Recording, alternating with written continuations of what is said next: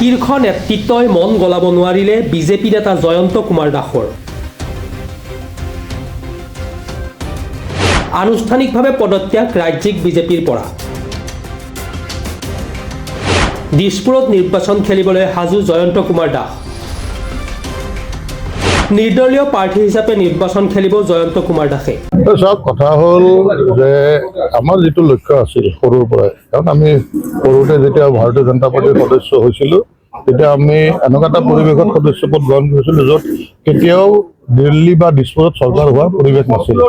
বহুত সংঘাতৰ মাজেৰে সেইখিনি সময়ত থকা কংগ্ৰেছৰ শাসনৰ বিৰুদ্ধাচৰণ কৰি ৰাজপথত ওলাই পুলিচ CRPৰ কোব খাই আমি মানে কপালৰ ঘাম মাটিত পেলাই আমি আমাৰ এই দলটোৰ কাৰণে ত্যাগ কৰিছিলোঁ আৰু অসমৰ সমগ্ৰ ভাৰতবৰ্ষত।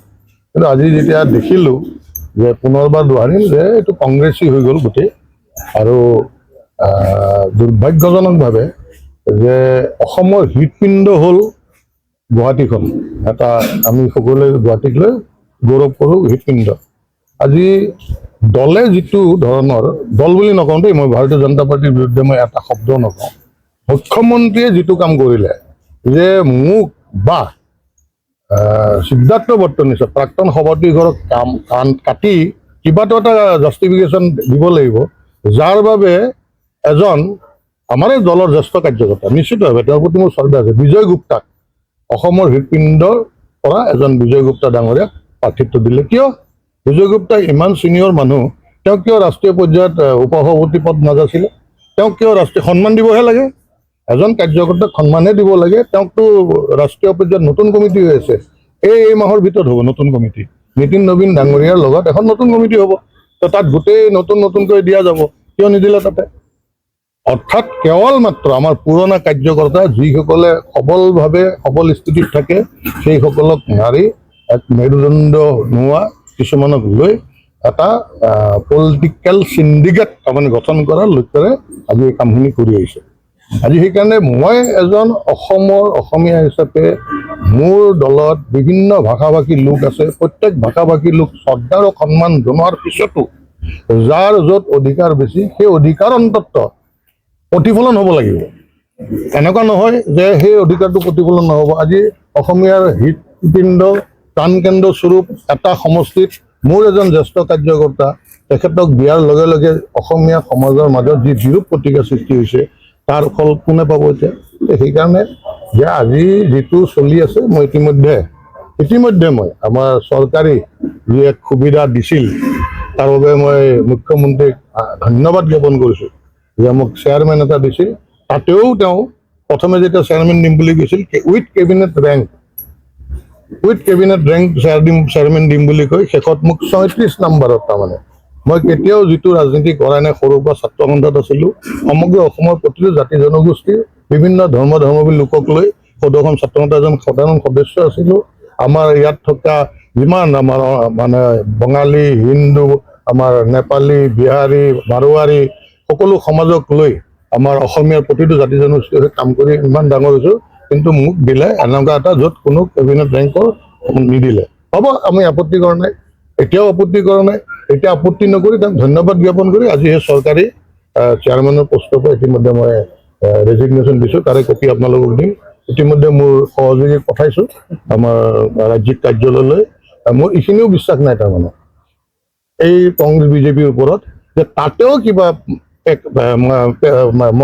মেৰুপেচ লগাব, আৰু মই ভাবিছোঁ যে মানে মোৰ নমিনেশ্যনত ক'ৰবাত কিবা কৰি তাৰমানে কেনেবাকৈ যদি কেঞ্চেল কৰিব পাৰে, তাৰ কাৰণে মই বিৰাট সজাগ হৈছোঁ যাতে অবজেকশ্যন দিব নোৱাৰে। মই সেইকাৰণে ৰেজিগনেশ্যনখন দিছোঁ। মই কৈছোঁ যে যেনেকৈ ৰিচিভ কৰি অন্তত আনিবি, তাৰমানে ৰিচিভ কৰি নানিলে কিজানি তাতেও ক'ৰবাত কিবা গণ্ডগোল লগাই দিব পাৰে।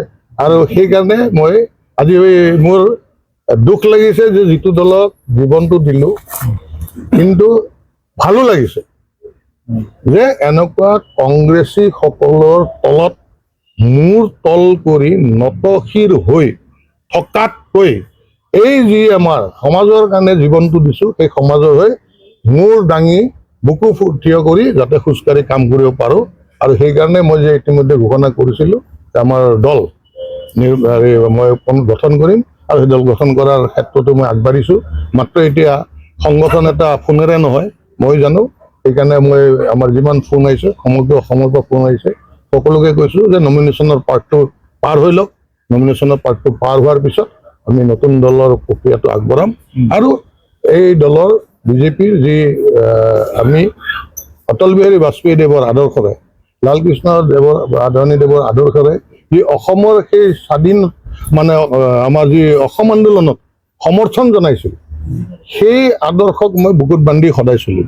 এতিয়াও সেই আদৰ্শটো নেৰো আৰু মোৰ এতিয়াও বিশ্বাস যে এই ভাৰতীয় জনতা পাৰ্টীৰ দলে এই 1983 চনত আমি একদম সৰু ল'ৰা যেতিয়া সদৌ অসম ছাত্ৰ সন্থাৰ পৰা আহ্বান জনাইছিল যে এইটো অবৈধ নিৰ্বাচন, ইয়াত কোনো ৰাজনৈতিক দলে যাতে অংশগ্ৰহণ নকৰে, একমাত্ৰ আমাৰ ভাৰতীয় জনতা পাৰ্টীয়ে অংশগ্ৰহণ কৰা নাছিল আৰু অসম আন্দোলনক সমৰ্থন কৰিছিল।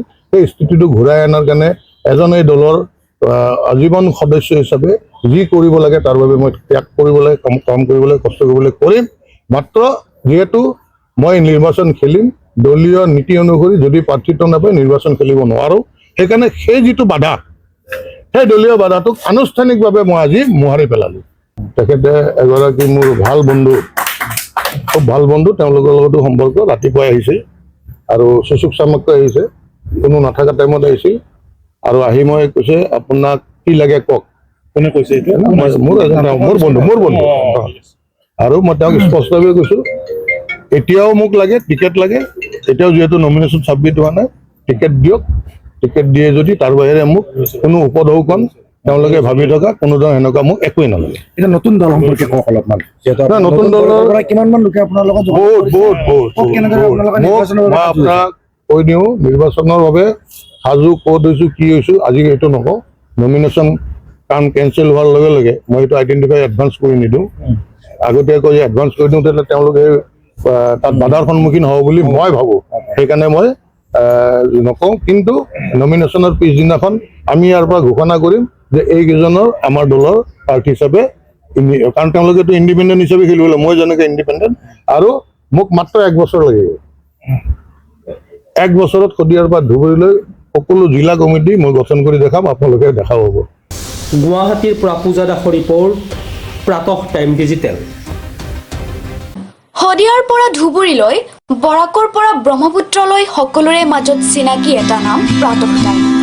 থলুৱা ভাষা, কৃষ্টি আৰু সত্য বাতৰিৰ আধাৰত প্ৰতিষ্ঠিত খবৰ প্ৰাতঃ টাইমৰ প্ৰতিটো বা বাতৰি পুংখানুপুংখভাৱে চাবলৈ Facebook, YouTube, website, Twitter, Instagram আৰু ব্লগাৰ পেজত লাইক আৰু ফ'ল' কৰক।